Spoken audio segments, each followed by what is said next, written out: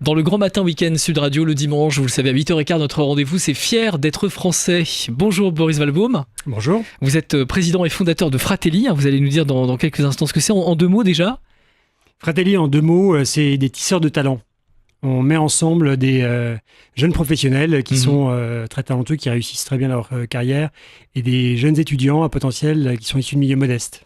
Alors, ce rendez-vous, Fier d'être français du dimanche matin, si vous le découvrez ce matin peut-être en écoutant la radio, le Grand Matin Week-end, c'est un rendez-vous dans lequel on reçoit beaucoup de Français dont le parcours est souvent rare, exceptionnel, exemplaire, et qui ont un point commun. Ils sont souvent tous issus de la diversité ou sensibles à cette question de la diversité.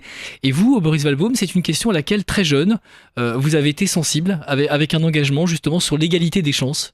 Oui, enfin très jeune, à 28 ans, donc... c'est jeune. Et effectivement, moi je n'ai pas un parcours particulièrement méritant de ce point de vue-là.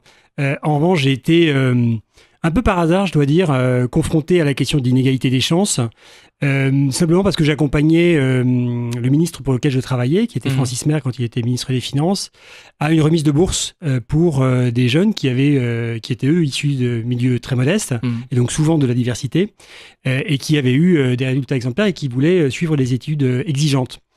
Et j'ai découvert à quel point, la France, c'était il y a une douzaine d'années, était en retard sur ces questions. La France est devenue le pays le plus inégalitaire du point de vue de la réussite éducative au sein des pays développés. C'est quand même, quand on a devant notre devise nationale liberté, égalité, fraternité, c'est quand même un peu préoccupant. Et puis surtout, j'ai découvert ces destins exceptionnels qui m'ont énormément touché. Donc c'était un mélange de colère et en même temps de grande envie d'aider ces jeunes. Pour resituer ce moment-là, c'était donc au début des années 2000 à Bercy au ministère ? Oui, j'étais à Bercy au ministère, donc vous voyez, c'était loin de la diversité. Vous y avez travaillé ? Oui, j'étais en cabinet ministériel à Bercy. Et c'est là que le déclic est venu, cette envie justement de s'engager pour l'égalité des chances, et oui, même, de manière concrète. Et même au milieu du ministère des Finances, de ces grandes forteresses, il y a des petits cœurs qui battent. Et des gens qui sont intéressés et même passionnés par la question de l'intérêt général et qui sont capables de s'engager au-delà de leur job technocratique et pour des causes concrètes. C'est pas quelque chose qu'on imagine forcément vu la vision qu'une grande partie des Français peuvent avoir des énarques. Vous avez fait l'ENA notamment, ou de gens issus de milieux favorisés, ce qui est votre cas également. Et donc depuis ce moment où vous avez décidé de vous engager, vous avez créé donc Fratelli. Oui, tout à fait. Alors Fratelli, on entend dans les sonorités qu'il y a un peu de fraternité, d'égalité, de liberté. Bravo, j'imagine que c'est né de ça. Quelle est votre action ?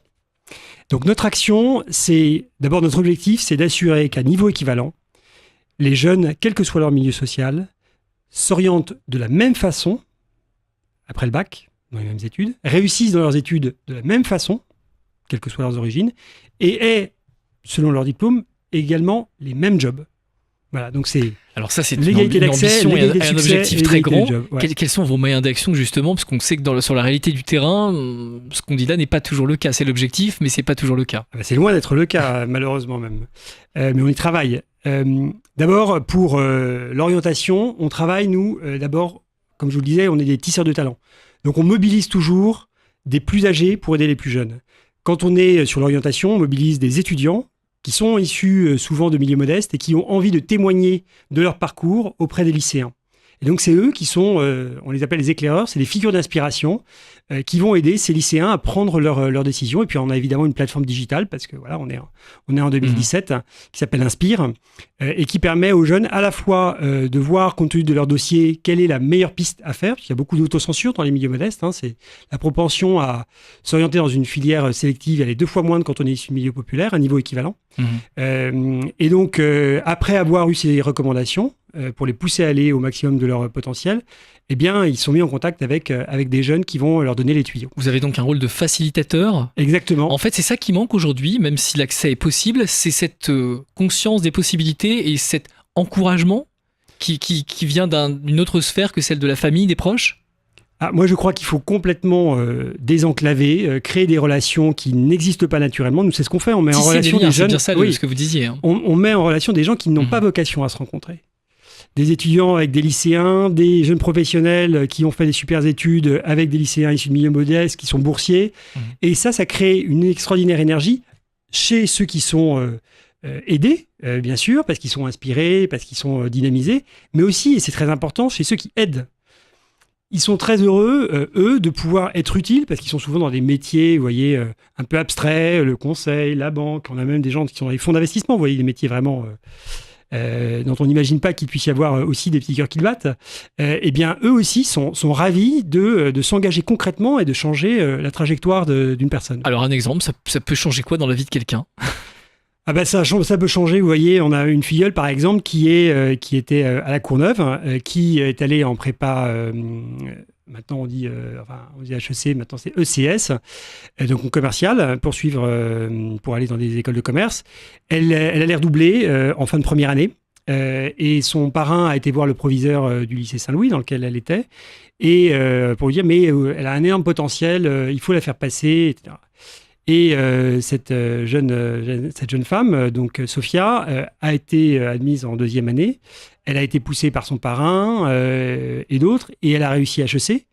Et cette année, elle a été identifiée par le journal Forbes, donc qui a fait un classement international. Sur les fortunes et les talents. Pas sur les fortunes, non, pas encore. C'est pas encore son cas, on le souhaite. Mais dans les 30 personnes. Mais le journal est connu pour ça. Ouais, les 30 personnes qui comptent et qui ont en dessous de 30 ans. Donc en Europe, elle fait partie des 30 personnes qui comptent au-dessous de 30 ans dans son secteur d'activité. Donc c'est une reconnaissance extraordinaire. Il n'y aurait pas eu ce petit déclic, cette intervention, ce petit coup de pouce du destin, ça aurait été un peu plus compliqué pour elle d'y accéder sans doute. Ça aurait été plus compliqué pour elle. Elle devait y être. Elle devait y être, donc elle est à sa place là. Mais effectivement... Donc c'est une identification des talents, une reconnaissance de ses talents. Ça veut dire une activation. Ça veut dire que quelqu'un, un particulier par exemple qui nous écoute, qui est dans ce cas-là, peut vous contacter directement, Fratelli ? Oui, tout à fait, Fratelli avec un seul L, fratelli.org, c'est important de le dire. Et effectivement, on a beaucoup de mentors et on est ouvert toujours aux bonnes volontés. Combien de personnes sont accompagnées, deviennent vos filleuls, puisque vous employez ce terme ? Alors, on accompagne 5000 jeunes et les filleuls qui sont ceux qui sont dans les études sont 1500. Et donc, on a 1500 parrains également. Comment vous la voyez, cette France 2017, avec ses valeurs si importantes pour les Français ? C'était le cas d'une étude qui a été récemment commandée par Fiducial et par Sud Radio sur la fierté d'être français, sur l'identité nationale et sur ces notions de liberté, égalité, fraternité. C'est important pour nous les Français, dans la réalité ? Malheureusement, je crois qu'on est très loin de notre devise nationale. C'est pas un hasard si on a dit Fratelli, qu'on a commencé par la fraternité. C'est sans doute... C'est le point faible aujourd'hui ? Oui, c'est clairement le point faible. C'est clairement le point faible. C'est-à-dire que on a bien cette petite tension dialectique, égalité, liberté, avec la droite et la gauche, etc. Mais ça ne tient que parce qu'il y a la fraternité. Je pense que c'est génial, cette trilogie fraternité, égalité, liberté. Et la fraternité, c'est le fait que chacun a vocation à aider ceux qui sont près, ou d'ailleurs moins près de chez soi. Chacun peut faire quelque chose. Et nous, on y croit énormément. Et pas que ceux qui ont un parcours exemplaire, etc. Tout un chacun a vocation à aider. Être mentor dans les pays anglo-saxons, c'est un truc qui fait partie de la culture citoyenne. Être citoyen, c'est pas simplement voter, c'est pas simplement connaître les préfectures. Heureusement, c'est aussi pouvoir aider tout un chacun. Il y a une vraie culture de bénévolat en France, mais on peut faire 10 fois plus. Merci beaucoup de nous avoir expliqué ce qu'était Fratelli, donc fratelli.org. C'est un endroit sur lequel évidemment on peut changer parfois le cours d'un destin. Vous nous l'avez raconté. Merci beaucoup, Boris Valbaum, d'avoir été avec nous ce matin sur Sud Radio. Merci, au revoir.